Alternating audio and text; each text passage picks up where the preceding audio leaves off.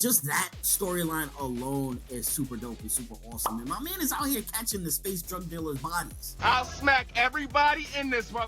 I don't give a if it was a baby in the backseat. If you look at the main character, hit with his helmet and his vibe, he kind of reminds me of Judge Dredd or RoboCop. So you automatically know that's the vibe that he's giving off. I knew you'd say that. You done changed up the whole vibe now. I'm gonna assume that this vampire is Uriko, obviously because it's the name of the story. But damn, yo, this scene was so hot, and now you just had to freaking kill this person? Like, you couldn't drink the blood and then leave her alive at the same time? Like, why'd you have to do all of that? You ruined it. You ruined the whole scene.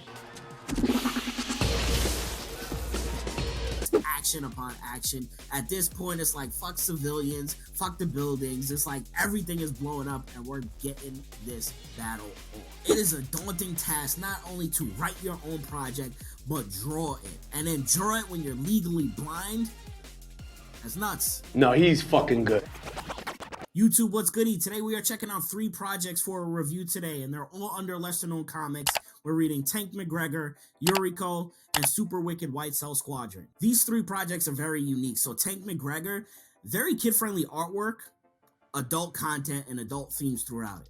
The second one, Uriko, strictly for adults.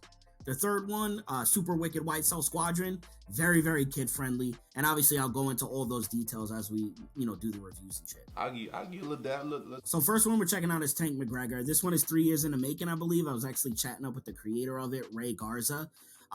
Michael Woods did the colors, and it was edited by Brutally Honest Jerks.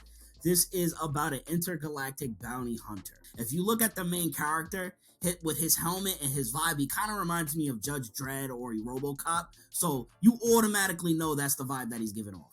I knew you'd say that. Alright, so I'm going to stick to chapter 1 and chapter 2 of this. There's basically 2 storylines that kind of come together in chapter 2. There's actually 128 pages of this first issue, so obviously I'm not going to spoil everything. I think issue 2 or series 2 is also coming out as well, so you guys can support that Kickstarter. So first chapter opens up with a drug deal, right? We have this weird-ass alien, and it looks like he's selling drugs to this weird-ass robot.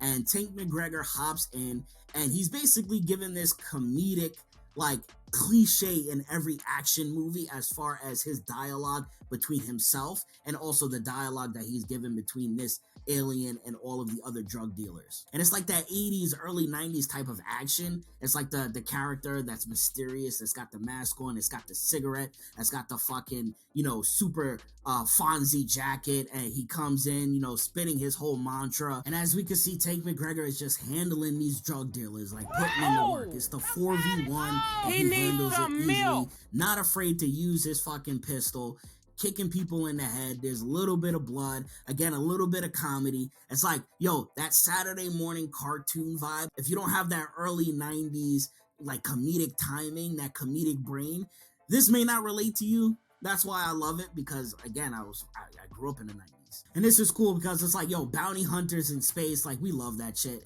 There's nothing cooler than being on your spaceship, hopping to different planets, taking orders, getting bounties, and then just hunting them down, just looking for them. Just that storyline alone is super dope and super awesome. And my man is out here catching the space drug dealers' bodies. I'll smack everybody in this motherfucker. I don't give a fuck if it was a baby in the backseat. And it tells you how badass Tank McGregor is, because remember, Obi-Wan let that drug dealer go when he was selling death sticks in the fucking club. So I was like, yo, Obi-Wan, you should have stopped that dude. Like, think about how many lives he freaking affected, and you just let him slide. So now, next part of chapter 1, or part 2 of chapter 1, whatever you want to call it. Now we're on a desert planet, and we see this robot.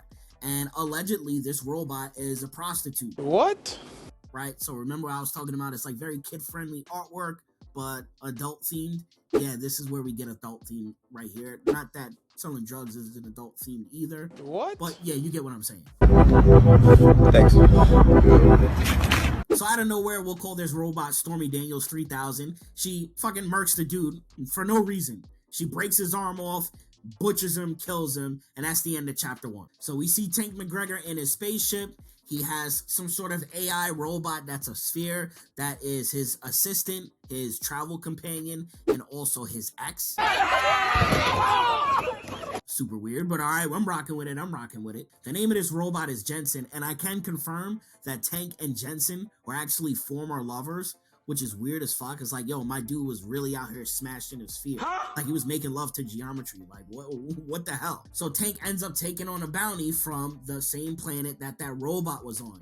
And it's from these two weird-ass dudes who are the owners of this company called Sexy Nexy. One dude looks like Mr. Freeze, the other one looks like Gomez from Addams Family. And they are the creators of these robot prostitutes. And basically what happens is one of the robots went sentient and is just out on its own doing whatever it wants to do. And one of the things that I guess it's malfunctioning in is just murdering people. So they want Tank to go get and hunt down this prostitute, Stormy Daniels 3000. And they want him to completely destroy it because they don't want word getting out that their robots can malfunction and start mass murdering people, because that is bad for business, it's bad for sales. And of course, capitalism is going to be everywhere in the freaking galaxy.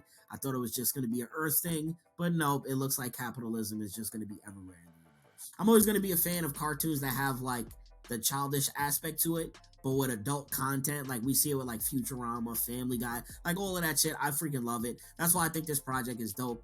But anyway, make sure you guys support this. It's available on lesserknowncomics.com. You can also support the Kickstarter for issue 2 that's coming out. And yeah, let's get to the next project. Uriko, a Vampire Song by David Lujan, or Lujan. I apologize for butchering your name. Don't kill me. No, you are so dumb. So this story is based in South Korea. It is about two characters, Chung Ho and Chu Hee. They were both separated at birth.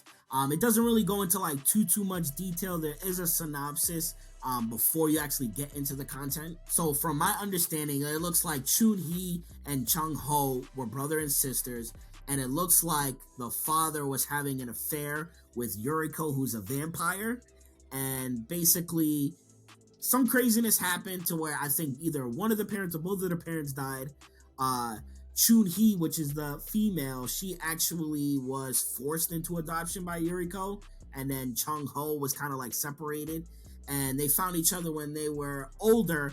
And Chun Hee, she has been kind of isolated from the rest of the city, because her adoptive mother now is a freaking crazy vampire. And she found her brother and they're communicating, and she just has interest in the regular world. FYI, heavy on the adult rated for this one. Rated R, rated X, whatever you want to rate it. But yes, if you're a fucking child, I already marked this video as 18 plus, so you shouldn't be watching this shit anyway. Hello, motherfucker. Chun Hee wants to meet with his sister face to face, and I think he wants to rescue her. He knows that she's in danger, that this vampire is keeping her hostage, and he wants to get her safe. I think he understands what has happened as far as the death and destruction around this situation that us, the readers, aren't privy to. But we can see it in his eyes that he's determined to get his sister out of this situation. And now, I can't read Korean, right? I'm American, like, at most Spanish, but barely, right? But I can't read Korean. But based on this building and the sign and what comes after, I could assume that this is some sort of brothel or something like that. And my God, does this shit get X-rated really, really quick. This is beautiful. This is what I want to see in the project. This is what I've been looking for. Like, yo, anytime that you have vampires and sex scenes, mwah, True Blood, I fucking loved it. Look at the artwork right here. This page right here is beautiful. I need to like ask permission to print this out, blow it up, and put it right on my office right here so I could stare at this. Like, look at this. Look at the artwork. Like, it looks so realistic. It looks like this should be hanging up in the Louvre. This is amazing. And oh my God, this is my position right here. Like, my jersey is up in the rafters for this position. Like, oh my God, this is beautiful. We got a little lip to lip action with a little fang coming out, a little nip slip. Oh my God. Let me suck them titties, babe. Let me suck them titties, babe. But of course, with this shit being vampires, it goes from sexy to Law & Order SVU real quick. You done changed up the whole vibe now. I'm gonna assume that this vampire is Uriko, obviously because it's the name of the story. But damn, yo, this scene was so hot, and now you just had to freaking kill this person? Like, you couldn't drink the blood and then leave her alive at the same time? Like, why'd you have to do all of that? You ruined it. You ruined the whole scene. Moving along, while Chung-ho is also looking for his sister, we're introduced to another character called Mal-chin, I hope I'm pronouncing that right, who's also looking for someone as well at this brothel. So we know brothels are kind of crazy. And now this part makes me actually want to read this even more, because the prostitutes at the brothel, I don't know what to call them, the women of the night, prostitutes, like I want to be respectful of them, sex workers, yeah, that's the term, right? Hey, that hurt. That hurt. The sex workers are being very, I guess, mysterious. I don't know if they're being protective of the girls there, or if they're protective of the girls because they care, or protective of the girls because they make money off of them and they don't want to lose their merchandise. But whatever it is, they're not being receptive to the characters looking for whoever they're looking for at this brothel. And there's a little bit commotion. So this guy Mal Chin is like, all right, you know what? I'm going to come back. He's like, I'm going to come back with the boys, with the bros, and we're going to get this settled. Chung-ho is also there in this same part of town as well, and these dudes are beating up these sex workers, and Chung-ho's sister is there as well, and she's about to get hit, and he's trying to, I guess, protect her, but then Uriko just comes out of nowhere and just like deads that whole scene. There's a whole commotion. I mean, Chung-ho gets the billy club right to the dome. Girls are getting punched, pimp slapped, body slammed, but none of that compares to Uriko just demolishing this dude right on his neck, dude. There's probably blood everywhere, but it's in black and white, but you can use your imagination. And after all that commotion, the brother and sister make it out of that situation. They meet each other at the end, and I'm going to leave it to you guys to pick this up. Read it for yourselves. I think issue 2 is out as well. But all in all, the artwork in this, first of all, the story is fire, number 1, but the artwork is amazing. All right, and for our last and final project, we have Super Wicked White Cell Squadron. This one's super kid friendly all the way. We have another one that belongs in a Saturday morning cartoon block. I get Power Rangers vibes written all over this. So the unique thing about this project is that the writer and the artist, Doug Knight, actually had a brain tumor when he was younger that messed with his optic nerve. And when he was in the hospital, his parents would kind of like make up a story to him. I think this was when he was 6 years old. The story is actually at the back of the comic, so you guys can check it out when you buy it. But he talks about his parents basically saying like, hey, the doctor's going to put like the White Ranger in your body and help you kind of like fight this sickness or fight this disease. And so he kind of took that and said, hey, I want to make comics when I'm older. And now he's legally blind. Now think about this. Think about all of your goals, everything that you set for yourself. And it could be you want to write comics or make manga or maybe whatever. This guy is legally blind, wrote and drew his own comic book that was picked up by a comic book publisher. Ain't no excuses. Round of applause for Doug. So when I say this reminds me of Power Rangers, like this is literally like a Power Rangers episode. We have the main character, Marcus, and his crew. They're having fun at the park, throwing the football around. It's a beautiful day. Everything should be copacetic. And while they're chilling, enjoying their day, this massive explosion happens. I think it's either outside of their lab or their school or a building that's important to them. And this villain pops out, Malagrox. Looks like he knows the squadron and he shot the Fade with them before because he knows them by name. He has his evil little henchmen villains that look like putties. And then Marcus and his crew are like, yo, suit up. And they all suit up in their white suits. And this is cool because this is where like art kind of like imitates life or whatever it is. Remember how I said Doug was fighting his battle with tumor and he was in the hospital, right?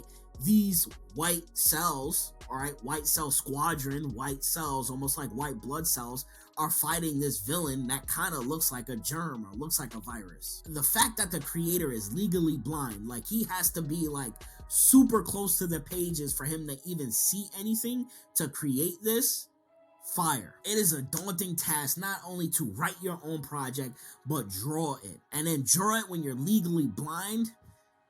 That's nuts. No, he's fucking good. So Malagrox isn't the only enemy. It seems like we have an Emperor Limora who is like the top dog, the top being who is communicating with them. I'm going to assume telepathically. I don't know if they're connected because they're a virus or a germ or whatever it is.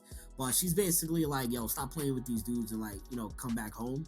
And he tries to like basically finish them off like super quick, and he combines all of his henchmen together into one like massive fucking monster. I really like the artwork and the lettering on this page. Like you can kind of see the scaling of this massive monster in this. And I don't need to tell y'all what happens next. You know what happens next. You know when the Power Rangers was fighting the enemy was getting beat up, and Rita was like, all right, you know what? Make my enemy grow. And then the enemy grew. What happened next? Take a guess. Like, let's make $1,000 bet what happens. You know what happens, right? They summon the fucking massive Zord. They summon the massive robot mech suit that they all hop into, and then they get busy, and it's just action upon action. At this point, it's like, fuck civilians, fuck the buildings. It's like everything is blowing up, and we're getting this battle on. I like how the White Cell Squadron is kind of like Tony Stark, like their fucking suits just beam down from satellites from space. Like, it's super cool. And I'm gonna stop it right there. Like, if you feel the need to support this, you want to know why you should support this? Doug's goal is to get this project into children's hospitals across the country. That alone should make you feel compelled to support this on Kickstarter or buy the comic on lesserknowns.com. It's like, yo, I'm always for the kids. I always want to support the kids, especially kids that are sick with illnesses that they didn't choose to have. Obviously, no one chooses to have it, but it's like, come on. It's like, you always want to at least give children a chance at life and give them something to look forward to. And I feel like comic books like these will definitely help them get through whatever experiences that they're going through. All right, and that is it. Very unique projects. I like it. We got everything in between for the kids, for the adults. Make sure you guys support Lesser Known Comics on all their platforms. Make sure you support all of the artists and people that were in hands. I'm going to have all of the info in the description.